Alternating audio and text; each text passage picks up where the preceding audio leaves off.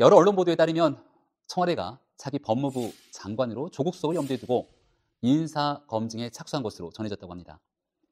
과거 참여연대에 몸을 담았고 문재인 정부 출범에 적극적으로 기여했던 조국 민정수석, 정권 출범 이후에 온갖 논란의 중심에 이 조국 수석이 있기 때문에 이제 그를 모르는 국민은 거의 없을 것 같은데요.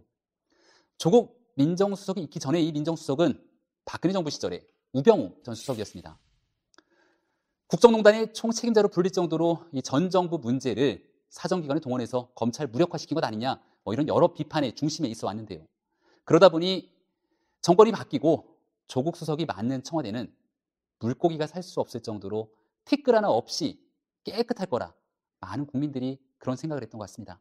그런데 그랬던 그가 청와대 민정수석실에 들어가고 나서는 오히려 하루도 청와대가 조용한 날이 없었던 것 같은데요. 이 민정수석은 대한민국의 사정기관을 총괄할 뿐 아니라 청와대 등 주요 공직자의 인사검증을 책임지는 그런 자리이기도 합니다. 그런데 문재인 정부 들어서 선보였던 수많은 인사들, 결국은 검증을 제대로 하지 못해서 중도에 낙마했던 인사들을 손에 꼽기 힘들 정도로 상당히 많은데요. 해외 부실학회에 참석한 사실을 숨겨왔고 이를 검증하지 못했다가 나중에 사실이 밝혀져서 결국은 지명 철회까지 된 조동호 과기부 장관 후보자, 다들 기억하실 겁니다.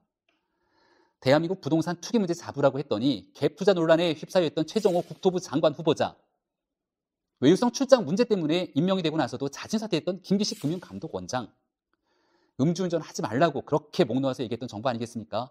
그런데 고용노동부 장관 후보로 떡하니 선보였던 조대엽 고용노동부 장관 후보자, 대한민국 법을 총괄 책임지는 법무부 장관 후보인데 위조 혼인신고 문제가 불거졌던 안경환 법무부 장관 후보자, 주식 대박 의혹으로 유정법피치라는 별칭까지 얻게 됐던, 그래서 후보자 사퇴까지 할 뿐 아니라 후에 검찰 기소까지 당했던 이유정 헌법재판관 후보자까지 도대체 청와대의 인사검증을 총괄했던 조국 수석은 무엇을 하고 있었던 것이냐? 야당의 비판이 쏟아졌던 건 매우 당연한 일일 겁니다. 지금까지 거명하는 인사들은 자진 사퇴하거나 청와대가 지명 처리한 인사들이고요. 국회에서 청문 보고서가 채택되지 않았음에도 불구하고 결국 임명을 대통령이 끝까지 강행했던 인사들까지 꼽으면 정말이지 끝이 없습니다. 이유정 후보자 문제가 있었는데 또다시 주식 관련 논란이 됐던 이미선 헌법재판관을 추천하고 임명한 건 정말이지 현 정부의 인사 마이웨이의 결정판이었죠. 가만 돌이켜보면 조국 수석이 문제가 됐던 후보자들의 인사검증을 제대로 하지 못할 정도로 능력이 떨어졌던 사람이냐, 이런 비판이 있기도 한데 그것보다는 혹여 인사권자의 의중에 맞춰서 이거 인사검증이 문제가 되는 거 훤히 다 보이는데도 일부러 눈 감고 넘어간 것은 아니냐, 이런 여러 의구심이 되는 대목이 한둘이 아닙니다. 그러니까 국민의 눈높이와는 상관없이 대통령과 일부 지지층만을 위한 국정 운영에 선봉장이 되어온 것은 아니냐, 이런 생각이 들기도 하는 대목인데, 그래서 조국 수석을 향한 국민적 비판이 더 커지는 것이 바로 이런 지점에 있다는 생각이 듭니다. 얼마 전에 김정숙 여사가 10여 곳의 대기업 CEO들을 청와대에서 불러들여 비공개 오찬을 가진 것을 두고 크게 사회적 논란이 된 적이 있습니다. 선출되고 위임된 권력이 아닌 영부인이 대기업 CEO들을 대상으로 독자적인 행동을 할 수 있는 그런 이유가 있는 것이냐, 여러 비판이 쏟아졌는데, 하물며 이 조국 민정수석은 대통령의 참모일 뿐 대한민국 국민으로부터 어떤 권한도 위임받거나 부여받지 않은 인물입니다. 그런 그가 대한민국 정치권을 뒤흔들고 전국을 혼란스럽게 만드는 사건의 중심에 늘 한가운데 조국 수석이 있었음을 우리는 확인할 수 있었는데요. 대한민국에서 이 헌법을 개정하는 일, 개헌은 300명 국회의원 중에 200명 국회의원의 동의가 필요합니다. 야당의 동의 없이는 개헌을 할 수가 없음은 초등학생이라도 알 수 있는 일인데요. 이렇게 야당과 동의를 구하지 않은 채로 대통령 스스로의 개헌안을 만들어서 일방적으로 발표했던 게 작년 봄의 이야기입니다. 그리고 이런 대통령 개헌안 발표의 핵심에는 청와대의 조국 민정수석이 있었죠. 야당과 합의되지 않은 채로 선거법을 개정한다? 선거의 룰, 우리 국민들이 투표하게 되는 권리를 정하게 되는 바로 그 지점에서 이것을 특정 정당이 유리하게 그저 패스트트랙에 태워서 일방적인 처리를 강행하겠다. 상상할 수 없는 일이 일어나고 있는 바로 이 패스트트랙 전국에서도 조국 수석이 빠지지가 않았습니다.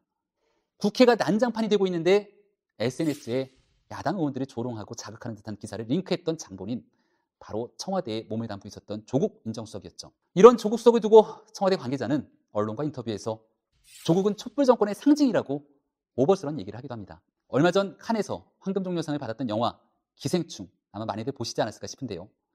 여기 주연 배우 송강호 씨는 봉준호 감독의 페르소나라고 합니다. 여권 지지자들 사이에서는 조국 민정수석을 두고 문재인의 페르소나, 리틀 문재인이라고 부른다고 하는데요. 고향이 부산이고 법학을 전공했고 학생운동을 했으며 노무현 문재인 정부의 초대 민정수석을 했다는 공통점이 있기 때문에 대깔뿐만이다 이런 얘기까지 나옵니다. 그러니 이렇게 대통령과 찰떡궁합으로 있는 조국 민정수석을 법무부 장관으로 보낸다는 일이 얼마나 문제인지 우리가 우려를 제기하지 않을 그럴 재간이 없습니다. 과거로 시계를 잠깐 거슬러 올라가 보도록 하겠습니다. 2011년 7월 이명박 정부 당시 권재진 민정수석을 법무부 장관으로 기용하겠다 결정을 할 때였습니다. 당시 민주당에서는 정말 난리가 났습니다. 당시 야당이었던 민주당은 규탄 결의문을 냈는데요. 청와대 민정수석이 곧바로 법무장관에 임명된 것은 군사정권 시절에도 없었던 일이다. 내년 총선과 대선을 앞두고 가장 공정해야 할 자리에 대통령이 최측근 인사를 임명하는 것은 선거용 인사요, 정권 말 권력형 비리와 친인척 비리를 은폐하기 위한 방패막이 인사라고 했습니다. 그리고 인사청문회 당시 민주당의 이춘석 의원은 검찰의 중립성을 보장시키기 위해서는 다른 데는 상관없지만 검사를 지휘 감독할 수 있는 권한을 가지고 있는 법무부 장관은 청와대에 근무한 사람이 바로 하는 것은 부적절하다. 이게 우리 국민들의 대다수의 인식이라고 합니다. 불과 몇 년 사이에 우리 국민들 대다수의 인식이 변할 리는 만무하지 않겠습니까? 그동안 민주당이 해왔던 주장에 따르면 그냥 청와대에 있던 사람도 아니고 대통령의 페르소나, 분신이라고 불릴 정도의 조국 민정수석이 이 법무부에 가서 검사를 지휘 감독할 수 있는 자리에 가겠다고 하는데요. 민주당의 주장에 따르면 이런 계획을 가지고 있는 문재인 정부는 군사정부만도 못한 정부가 되는 게 아닌가 이런 생각이 드는 지점입니다. 얼마 전에 강원랜드 채용 비리에 개입되었다고 여권으로부터 맹 공격을 받고 검찰로부터 여러 피의 사실 공표 당해서 정치인으로 생명 완전히 끝난 것 아니냐 이렇게 본인 스스로는 굉장히 억울하다고 이야기했던 권성동 의원이 1심 재판 결과가 나왔는데 그동안 여권과 검찰의 주장과는 전혀 다르게 무죄가 선고됩니다. 아니 그럼 그동안 권성동 의원에게 제기됐던 그 수많은 문제들로 인해서 권성동 의원이 받았던 정치인으로서의 피해는 과연 어떻게 설명을 해야 좋을까요? 반면 여권 핵심 인사들의 문제에 대해서 검찰은 어떤 식으로 다뤄왔습니까? 손혜원 의원에 대해서 우리가 수차례 얘기해왔는데 비공개 단 한 차례 소환 조사만 해왔던 이런 검찰의 태도만 보더라도 여권과 야권을 대하게 되는 정치적 중립의 의무를 검찰이 다했는지 여부는 이거 모든 국민이 누구나 알 수 있는 그런 지점 아니겠습니까? 그러다 보니 윤석열 후보자가 검찰총장이 되고 조국 수석이 법무부 장관이 되는 그런 날이 오면 그리고 적폐청산 앞으로 더 계속해서 진행하겠다고 하는데 과연 대한민국 정치에서 검찰과 법무부의 정치적 중립이라는 것은 지켜줄 수 있는 것인지 눈을 감아도 여러 미래의 장면들이 훤히 그려지는 것 같아서 정말 암담한 심정을 지울 길이 없습니다. 김병민의 오늘 정리하겠습니다. 대통령의 페르소나가 민정수석을 거쳐 법무부 장관이 되겠다고 합니다. 야권의 거센 비판에도 불구하고 적폐청산 논란의 중심에 선 윤석열 지검장을 검찰총장을 시키겠다는 정부인이 이 조국 수석을 법무부 장관 후보자로 발표하는 것도 결국 시간 문제가 아닐까 싶은데요.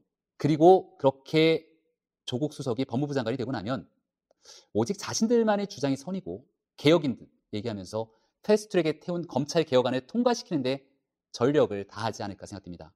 그리고 이것을 촛불개혁의 성과라고 주장하면서 차기 대권 열차에 무임승차하겠다는 계획을 가지고 있는 건 아닐까요? 여러 언론에서 지적하고 있는 것처럼 조국 수석이 혹여 차기 대권의 뜻이 있다면 사법부와 검찰의 정치적 중립에 오해가 생길 수 있는 법무부 장관에 오를 것이 아니라 내년 총선에 출마해 국민들의 객관적 평가를 구하는 것이 정도가 아닐까요? 그동안 민정수석으로 대통령을 보좌했던 당신의 인연에 대해서 매우 객관적인 평가를 국민들이 표로 확인시켜주지 않을까 싶습니다. 그동안 권력의 뒤에 밝힐 정도로 내용이 확실하다라고 밝혔는데 사실 실명을 밝히진 않았죠. 그 방송 이후 저에게 많은 분들이 문의를 해주셨습니다. 대체 그 여배우가 누구냐라고 말이죠. 솔직히 말하면 김용호 선배가 가리키는 여배우가 누군지 사실 저도 확실히는 모릅니다. 너무 궁금해서 김용호 선배에게 직접 전화를 한번 해봤는데요.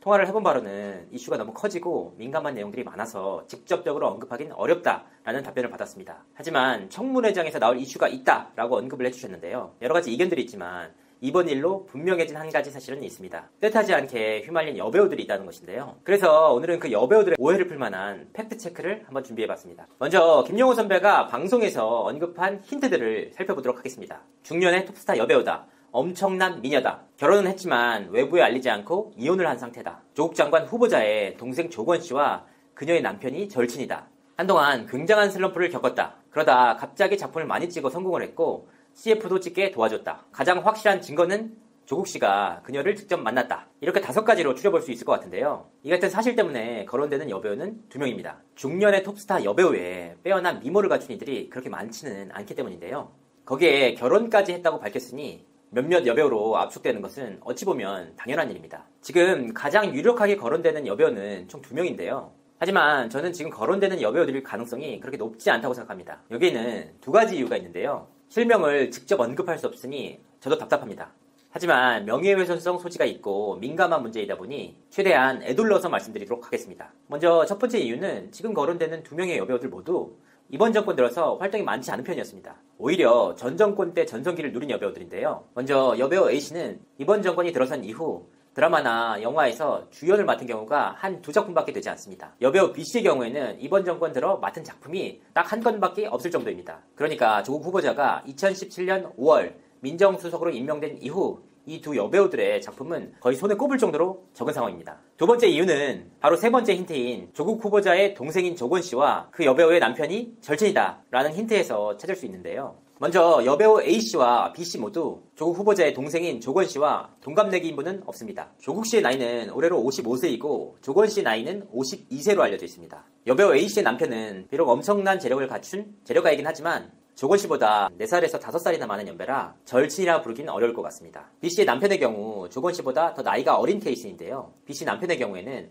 소위 말하는 재력가다라고 보기도 어렵습니다. 절친의 개념을 어디까지 봐야 할지 모르겠지만 동년배라는 일반적인 범위에서 놓고 보면 이 2 여배우의 남편들을 친구라고 보긴 어려울 것 같습니다. 이 2가지 내용만 살펴봐도 여배우들의 입장에서는 억울할 법도 한데요. 특히 거론되고 있는 여배우 중 한 명은 잘 살고 있는데 이혼이라니 황당하다. 법적 대응에 나서겠다. 라고 밝혀 논란이 커지고 있습니다. 양측에 보이지 않는 난타전이 계속되면서 이번 일은 전 국민적인 이슈로까지 번지고 있는데요. 전 단지 여배우 A씨와 B씨가 아닐 가능성이 높다라고 말씀을 드리고 싶습니다. 특히나 김용호 선배가 가리키는 여배우의 정체가 누구인지는 저도 잘 모르겠습니다. 사실 개인적으로는 정치권과 연예계가 직접 얽혀있는 사건을 경험한 적이 있어 그 가능성 자체를 완전히 배제하기는 어렵다라고 생각을 합니다. 실제로 제가 과거 한 유력 정치인의 자녀에 관한 기사를 썼는데요. 이 기사로 인해 모 언론사 고위 관계자로부터 전화를 받은 바 있습니다. 그런 내용이 알려지는 것 자체가 부담스럽다는 내용의 전화였는데요. 그제서야 연예계와 정치권이 아예 관계가 없는 것은 아니구나 라는 사실을 깨닫게 됐습니다. 그래서 더욱 이번 사건의 결과가 궁금합니다. 실명을 밝힐 정도로 확실한 증거를 가지고 있다 라고 밝힌 김용호 선배가